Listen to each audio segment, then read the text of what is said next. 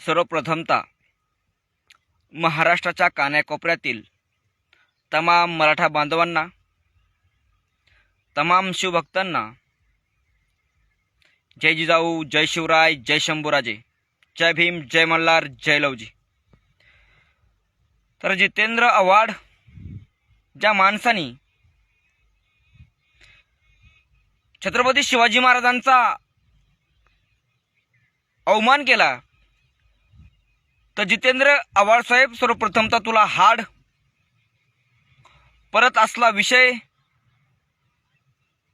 अधिवेशनात मांडू नको, जेणेकरून छत्रपती शिवाजी महाराज 18 पगड जातीचे होते, 18 पगड जातीचे आहेत आणि राहतील।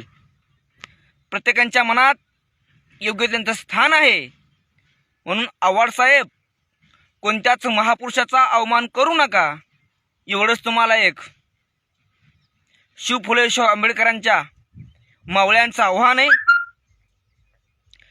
जेणेकरून छत्रपती शिवाजी महाराजांच्या गडकिल्ल्यावर जे बुरुज ढासळतात त्याचं जडणघडणावर तुम्ही काही निधी आणायचा प्रयत्न करा, त्याच्यावर काय बोलायचा प्रयत्न करा।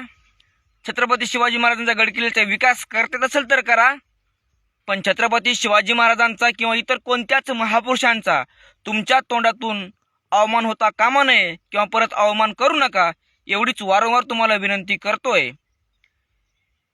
कारण महापुरुषाचं नाव घेऊन तुम्ही स्वतःची पोळी भाजवताय, स्वतःचं पोट भरताय। जो राजा आज पण तुमचं पोट भरतोय, आमचं पोट भरतोय, हे महापुरुष तुमचे आमचे पोट भरतात, त्याच महापुरुषांना टार्गेट केलं जातंय।